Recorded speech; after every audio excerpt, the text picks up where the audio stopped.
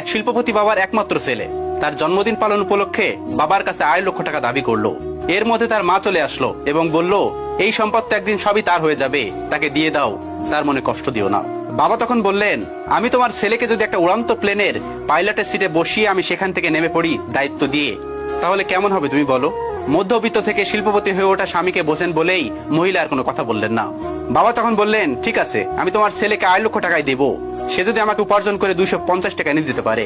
সারা রাত নাক ডেকে ঘুমাচ্ছে ছেলে, মাত্র 250 টাকা। বাবা আগামীকালই দেখতে পারবে ছেলে তার সম্পদের দায়িত্ব নেওয়ার মতো যোগ্য হয়ে গেছে। পরের দিন সকাল 8টায় বাবা তার ছেলেকে ঘুম থেকে জাগিয়ে উঠে দিলেন। রাজ্যের বিরক্তি ছেলের চোখে। মাত্র 250 টাকার জন্য এত সকালে ঘুম থেকে উঠতে হবে?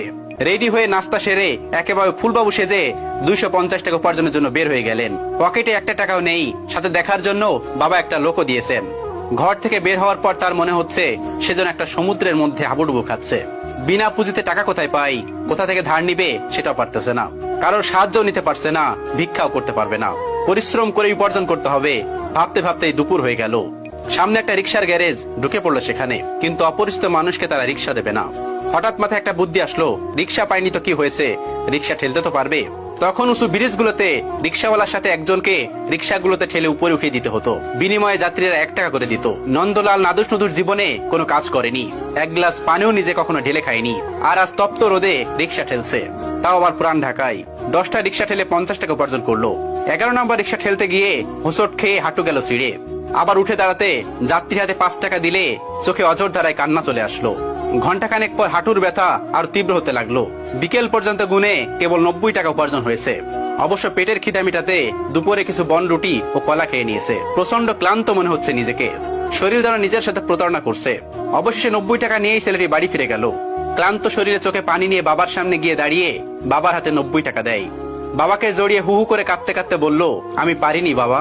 তখন মায়ের অজর ধারা গুনগুন কান্না পরিবেশটা আরো ভারী করে তুলছে। ছেলের বিধ্বস্ত ক্লান্ত চেহারা, হাঁটুর কাছে ছেঁড়া প্যান্ট দেখে বাবা একটা গাজল হাসি উপহার দিল। ছেলের কাঁধে হাত রেখে বাবা বলল, এখন তুমি আমার সঙ্গে সায়দাবাদ থেকে হেঁটে বুড়িগঙ্গা নদীর কাছে যাবে। কোনো প্রশ্ন না। 4-4টা গাড়ি থাকতে, 2জন ড্রাইভার থাকতে হেঁটে কেন? ছেলের জিজ্ঞাসা চোখে বাবা বললেন, বাবা আজকের এই পজিশনে তো আমি একটু একটু করে এভাবে এগিয়ে এসেছি, গাড়ি বা বিমানের গতিতে আসেনি। তুমি তো মাত্র একটা দিন কষ্ট করেছো, একটু ধৈর্য ধরো। ক্লান্ত ছেলের হাত ধরে হাঁটতে হাঁটতে রাত 11:30টার দিকে ব্রিজে পৌঁছালো পিতা এবং পুত্র। শান্ত নদী রেলিং ধরে দাঁড়িয়ে বাবা বললেন, তুমি আমার হাতে 90 টাকা দিয়েছো তাই না? ছেলে বললেন, জি বাবা, আমার জীবনের প্রথম উপার্জন। বাবা বললেন, আমি জানি তোমার এই টাকাগুলো উপার্জন করতে তোমার অনেক কষ্ট করতে হয়েছে। এখন আমি তোমাকে যা বলি শোনো। আমি জানি আমার ছেলে ছোটবেলা থেকে অঙ্কে খুবই ভালো, ভালো গুনতেও পারে আশা করি। আমি তোমার উপার্জনের 90 টাকা পানিতে ছুড়ে ফেলবো, আর তুমি বলতে থাকবে বাড়তি কয় টাকা রইলো। বাবা তার সমস্ত শক্তি দিয়ে একটা একটা করে কয়েন নদীর পানিতে ফেলতে লাগলো। এরপর বাবা বললেন, এখন কত টাকা রইলো? ছেলের কষ্টের পয়সা নদীতে তলিয়ে যেতে দেখে কাঁদতে কাঁদতে বলল, বাবা 85 টাকা। এভাবে এক এক করে জীবনের প্রথম উপার্জিত কষ্টের টাকাগুলো পানিতে ফেলতে লাগলো বাবা। এরপর ছেলে গুনে গুনে বলল, 80, 70, 65, অবশিষ্ট 5 টাকা এসে থামলো। বাবা শেষের টাকাটা আর ফেললো না। পয়সা ফেলা বন্ধ করে বাবা ছেলেকে বলল, তোমার উপার্জনের 90 টাকা আজ আমি নষ্ট করতে তুমি কাঁদলে, আর আমার কত টাকা তুমি এভাবে নষ্ট করছো তার হিসাব আছে তোমার কাছে? কোথায়? আমি তো একদিনও কাঁদিনি। আজ তোমার অনুভূতিতে যেমন কষ্ট লেগেছে আমারও ঠিক তেমন উপলব্ধি আছে কষ্ট উপলব্ধি করার জন্য। তোমার শেষের 5 টাকার কয়েনটা আমি রেখে দিলাম, আমার সন্তানের প্রথম উপার্জিত টাকা। এটা একজন পিতার জন্য গর্বের একটা প্রাপ্তি।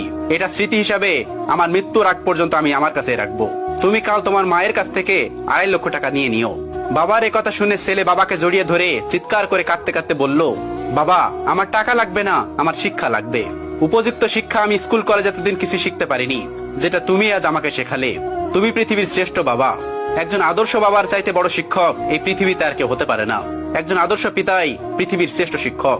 ভিডিওটি ভালো লাগলে শেয়ার করে অবশ্যই কাছের মানুষগুলোকে দেখার সুযোগ করে দিবেন। Thanks for watching.